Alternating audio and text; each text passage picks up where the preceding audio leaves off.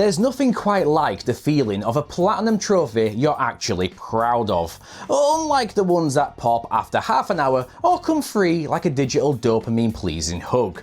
I'm talking about the platinums that cost you something: time, skill, or even your sanity.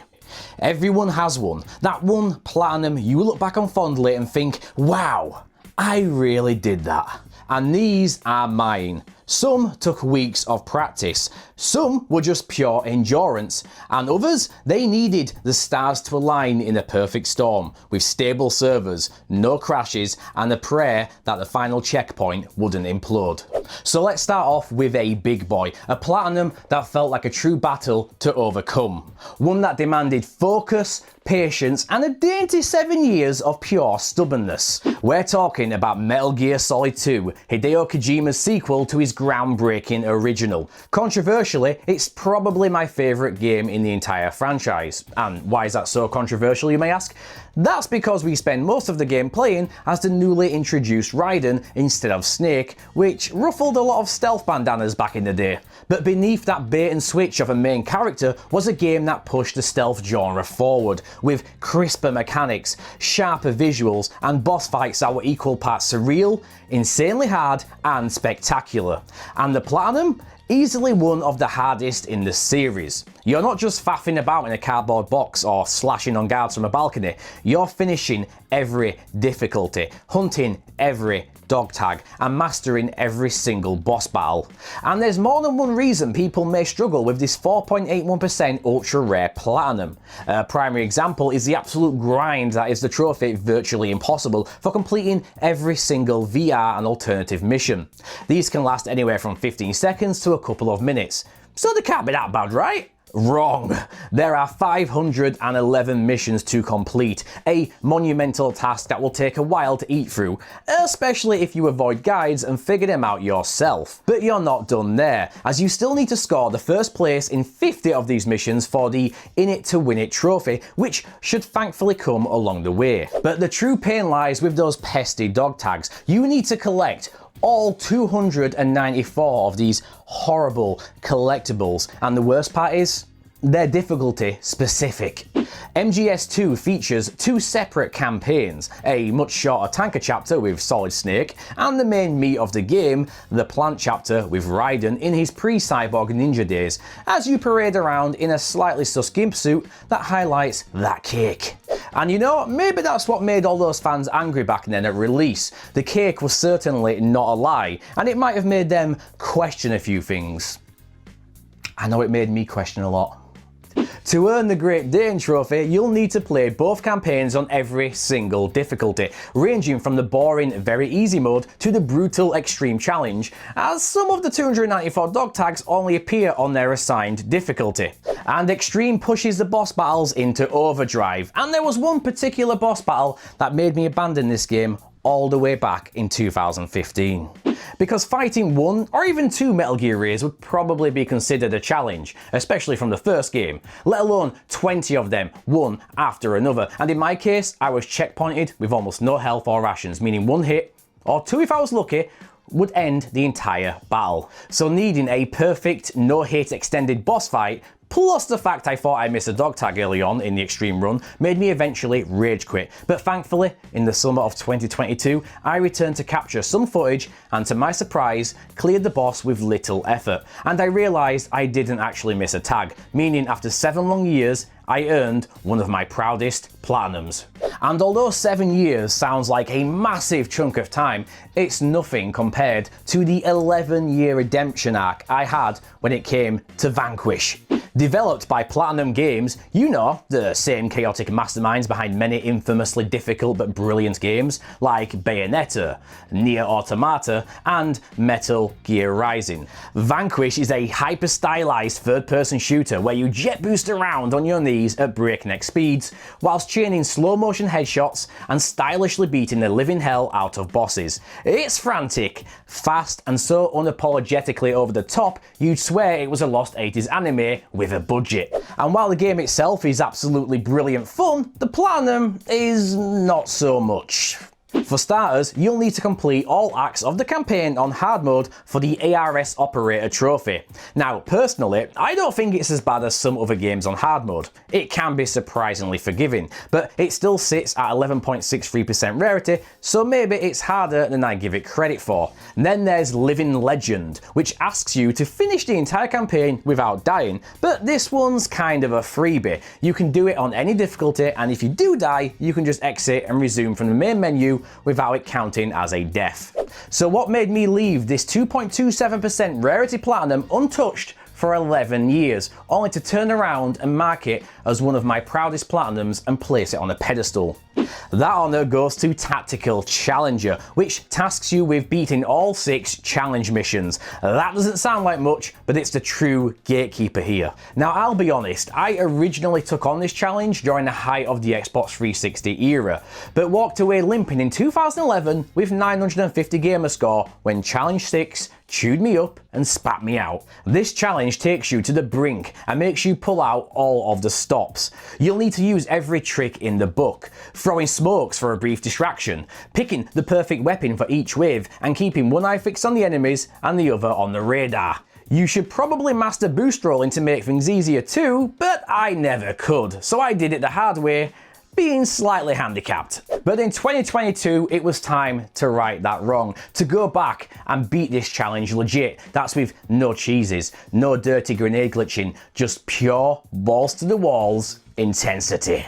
And conquering that challenge was an uphill battle. For a solid week, I was swearing up a storm and losing my sanity with each failed run, especially the painful, legit and proper way. But I eventually put those bogeys down for good, firmly cementing this as one of my most hyped up, one of my most favourite hard-earned redemption stories to date.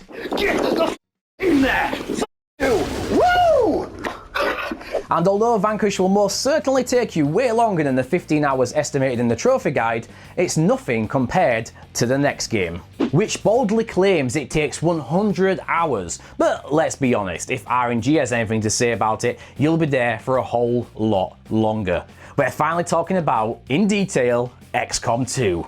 It's one of those games that thrives on uncertainty. It's turn-based combat at its most chaotic, where every move feels like a gamble, and even your best laid plans can fall apart in a single turn. You'll spend hours building up the perfect squad, giving them names, makeovers, and potentially even backstories, only to have them panic and miss a 99% shot at a point-blank range, resulting in a squad wipe. Why? Because that's XCOM, baby. But it's not just the moment-to-moment RNG chaos of the gameplay that makes XCOM 2 a nightmare, because the trophies are just as brutal. Let's start with the Untouchables, which asks you to beat the game on Commander Plus without a single soldier dying. Now, this may sound terrifying, but it's way more forgivable than it seems, as you can save at will. Still, it makes your run way more tedious if you're reloading every other turn just to keep your precious squad alive. And then there's the Few and the Proud, which also requires a Commander Plus run, but this time you're not allowed to buy the squad size upgrade, meaning you're stuck with 4 soldiers instead of the maximum 6 for the entire game. Be crazy enough to combine this with the Untouchables, and you've got yourself a stress-induced nightmare worse than the time you had to destroy a toilet after that dodgy kebab on a Friday night. You have fewer troops to cover the map, fewer flanks, fewer second chances, and it really hurts in the late game when the beefier aliens start rolling up in larger squads to really ruin your day.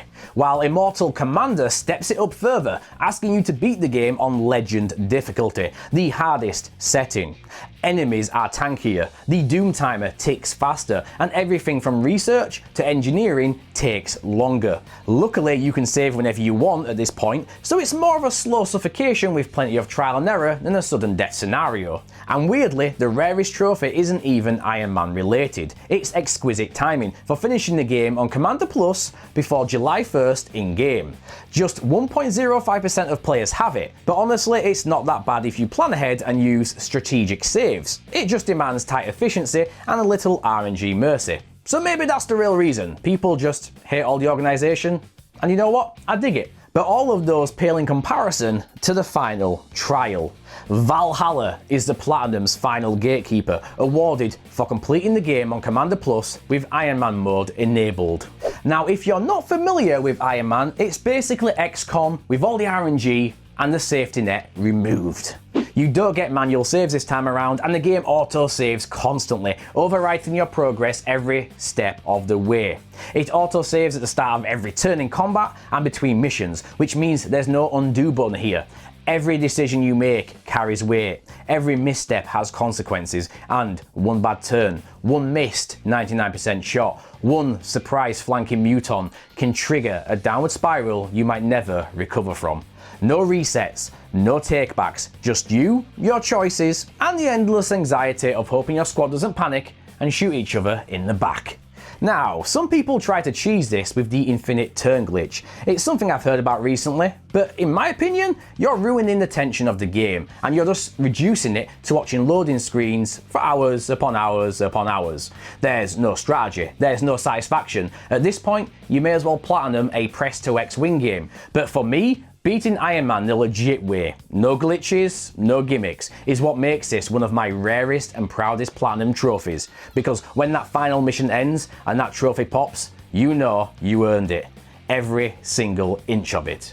And even though the alien threat in XCOM 2 is calculated, methodical, and perhaps even cruel, the Xenomorph Horde in Aliens Fireteam Elite is the exact opposite. Well, maybe the cruel part still stands. Because it's pure chaos at full throttle, as they charge at you in droves and throw your best laid plans straight out of the airlock. Alright, lass. Fuck! She went right for Steve! Right for Steve! Before you even think about the hardest challenge in this game, you'll need to grind. Kitted Out demands 5 classes at rank 8, that's 1,000,000 XP in total. And then there's All My Personal Friends, which wants 30 weapons leveled to 4 stars. You of course need to find the weapons in the first place as an additional task, and that's either from missions or purchasing them via the requisition store. And with most missions coughing up a measly 11 to 15,000 XP points, you'll be replaying bug hunts for hours, hoping your next challenge card pack boosts your XP multiplier rather than your blood pressure. And you'll need plenty of those beneficial challenge cards too, with human tanks being the holy grail as it doubles your squad's health, because your final test is Reticulum Theatre Medal, awarded for completing the campaign on the absolutely brutal, insane difficulty, your 4th and final run of Fireteam Elite. And that is exactly why half of this game's focus is grinding and the other half is beating the insane difficulty. Everything's more aggressive now, with tougher enemies that spawn in larger waves and friendly fire that really hurts, meaning you not only have to watch your aim, but also your trigger discipline. Oh my god, I saw that. I saw that. Was that Crimson again? Crimson, you f***ing I'm getting molested. Strategies that worked before, they're now useless. Taking it slow, the game punishes that too by spawning more enemies to either keep you moving or put your run to an end. You need tight teamwork, smart class combos like the gunner and tech, and flawless communication to even stand a chance. And if you're going for the PS4 stack like we did, well, you can enjoy the bonus challenge of lag spikes and frame drops, because there's no horror greater than stuttering into a wall mid-swarm.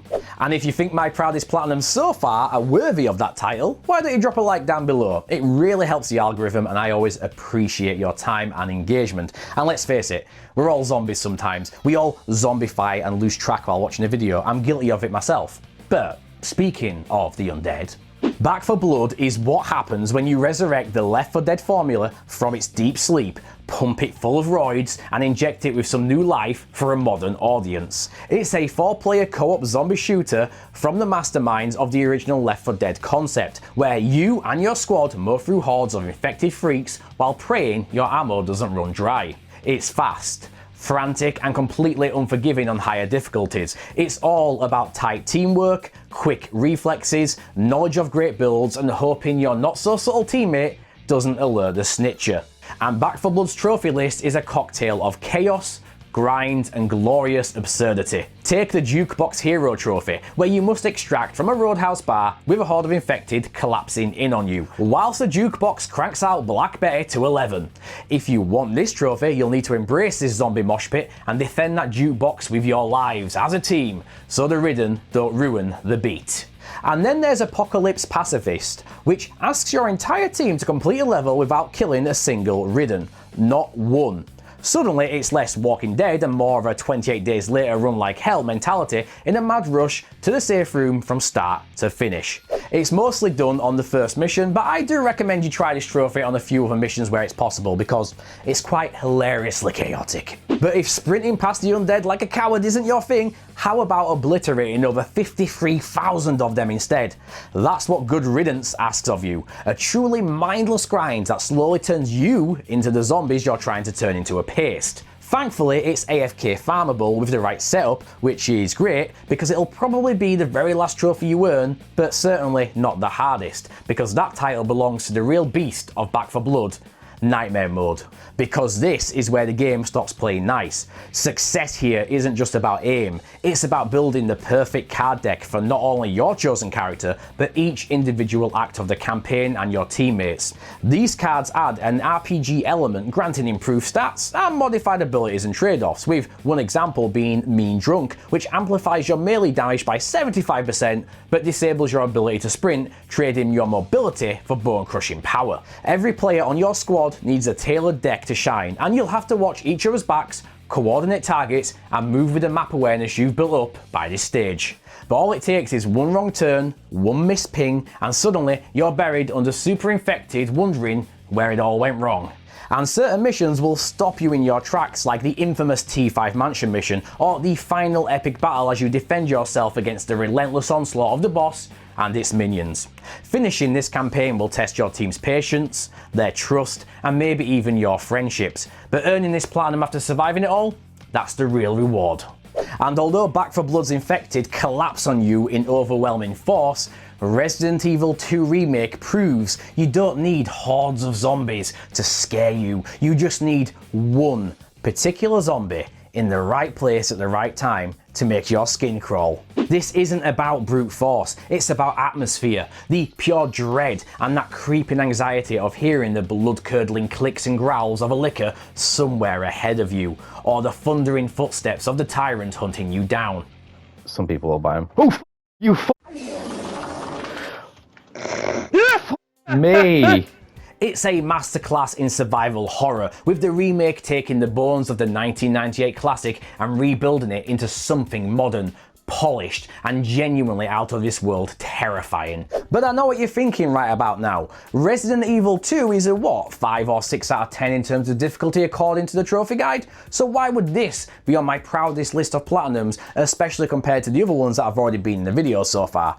Well, it's a personal tale that you'll find out in just a second that my friends never let it go. They will not let this shameful moment of mine ever be forgotten. I hate them for that, but I still love them. Although the game is rather tame for a survival horror trophy list, especially when it comes to difficulty demands. Rather, it opts for a tamer, more fun approach, with trophies such as the Minimalist for finishing the game without opening an item box, forcing you to juggle your ammo, weapons, and key items, or the trophy a small carbon footprint for taking less than 14,000 steps in a run, which is basically a speed run without the pressure of a timer breathing down your neck. A more relaxed approach for sure, but you need to know where to go as backtracking could tip you over the edge. But you still need to earn both S ranks for Leon and Claire for their respective trophies, something that is again much more forgiving. As long as you finish the game in under 3.5 hours for Leon's A scenario run, you'll earn the S rank as a prime example. Deaths, saves, and special weapons mean nothing here. But being the trophy simp I was when this game released back on the PS4, I did the unthinkable. When I was browsing the PlayStation Store, I saw the All Unlocks pack on sale, and in a moment of weakness, I purchased it, which granted me the Infinite Rocket Launcher as I shamelessly ploughed my way to my S rank with no effort whatsoever. But that cloud of shame haunted me enough that I forced myself to go a bit further with the PS5 stack and not only S rank the game legit, but do it on hardcore, just to make that up to myself. And although Resident Evil 2 is fairly average on a difficulty scale according to the trophy guide, this next one, sitting at 1.7% rarity, is a beefy 9 out of 10 toughness in regards to difficulty, and it certainly takes you all the way to hell and back. Quite literally. Doom 3 was one of the most controversial games of the mid-2000s, ditching its signature demon-slaying chaos for a strange hybrid of survival horror, and only kinda remembering halfway through that it's supposed to be Doom. You're no longer the iconic Doom Slayer, just a vulnerable marine crawling through a demon-infested Mars base, fighting off zombified co-workers and the horrors from hell in pitch black corridors. But eventually, the horror vibe gives way to a ramp up in enemy spawns and their firepower, trying to channel the classic fast-paced Doom energy, but the survival horror DNA still lingers beneath, and it just doesn't sit right, especially on the higher difficulties. And the trophies are a mixed bag. You'll need to beat the classic Doom games for one, and tackle some dusty old multiplayer trophies which are thankfully boostable, as no one's touched that multiplayer in decades, and collect a huge pile of PDAs for Doomed Collector. But unlike most collectibles, these PDAs are actually worth your time, packed with audio logs, emails, and even video clips that expand the lore. That said, if you miss one, get ready to replay and collect everything from the start. There's some other fun trophies too, like Fists of Fury for punching 20 enemies with Berserk, or the very poorly titled Speedrun. That's for doing a speedrun. You would never guess, would you? Great job, ID. Great job. But the real demon here is Doomed Nightmare, the game's highest difficulty. Remember how I said the pacing doesn't suit the fast, chaotic combat later in the game? You'll feel that here. Nightmare mode drops your health to 25% permanently as it constantly drains down to that number, no matter how many health packs you pick up. Practically everything one-shots you. You do get the Soul Cube though, which can come in clutch for taking out some of the most dangerous foes, but it's not nearly enough. You'll find yourself saving after every single room, but still dying repeatedly and questioning every life decision that led you to this moment. It's frustrating, it's tense, it's punishing, and by the end, when you earn that platinum, it'll feel more than earned. And although it's great to be proud of yourself, there's nothing quite like being proud of a group of strangers coming together to conquer one of gaming's greatest challenges and earn one of the most horrible trophies in a co-op shooter I've ever seen. I'm talking about the original Destiny, and it's a feeling you just kinda can't beat. Destiny wasn't just a game, it was a lifestyle. Bungie threw fire teams of Guardians into alien wars across the solar system, fusing tight FPS gunplay with MMO-light loot grinding. Destiny became something special, a chaotic blend of clutch raids, wild RNG, and the kind of last-second team saves that turn strangers into lifelong allies. And as for the platinum, let's just say it didn't come easy. There's plenty of grinding as you'd expect, from fully upgrading all three classes and their weapons, to cleaning up a bunch of PvP trophies. But the real blocker for this platinum, that needed not just gear, but the help of the very people you were trying to eliminate in the Crucible. For Flawless Raider, you have to complete a raid, any raid in fact, without a single person on your team dying. Hell, even a brief disconnect during a 1-hour run will void the trophy. You don't even need to do it on hard mode, but with 6 players in the mix, all it takes is one mistimed jump or one unexpected blindside to blow the entire thing. And Crota's End was our pick, as it is for many fire teams out there, but the struggle is real. You'll need a level-headed leader to guide the group through the puzzles, whilst keeping morale up during the boss fights and squashing any brewing arguments from the missteps, because raids like this, they can get pretty heated. And that's why I'm so proud of this classic platinum, not just because of what I did, but because of what we pulled off together. And while Destiny showed me the power of teamwork and leadership, this next one, it was just a bit personal. Because my proudest platinum doesn't just test your skill, your patience, or even your sanity, it tests your very resolve. It comes from a game that redefined what it meant to end a saga, a game richly soaked in nostalgia, drenched in emotion, and armed with the longest cutscene in gaming history at 71 minutes. That's a bloody movie at that point. We're heading back over to Kojima's territory for Metal Gear Solid 4. Guns of the Patriots isn't just a stealth game, it's a cinematic farewell to one of gaming's most legendary heroes.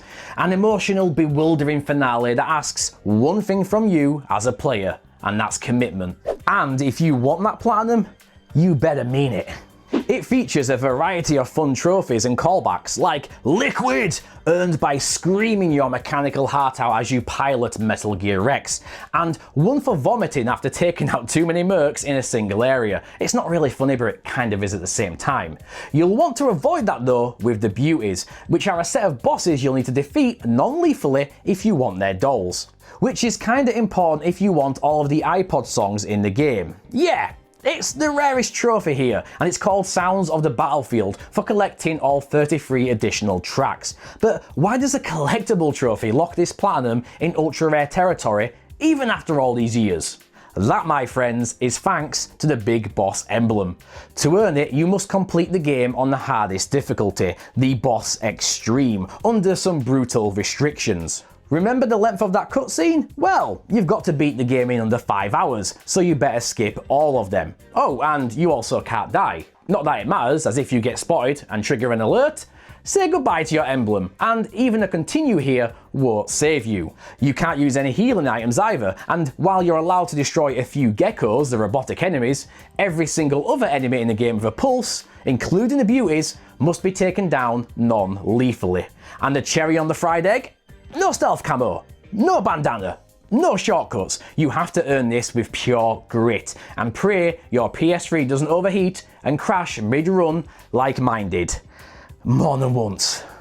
It's the toughest test I've ever passed, and the platinum, that one truly means something. But what I'm interested in are your proudest platinums down below in the comments. Do you share any of them with me? I'm sure you probably do, and some of you have probably got way more impressive platinums than I do. Either way, I hope you enjoyed the video. I want to see all those rare platinums down below as well as the likes, and if you enjoyed the content, don't forget to subscribe. Make loads of trophy content. It's kind of my thing, it's what I like to do. And don't forget to join the Discord for more trophy hunting discussion. And we're going to end this right here with some words of good advice. Be healthy with your trophy habits, go and enjoy it, and go and hunt your next proudest platinums. Sayonara.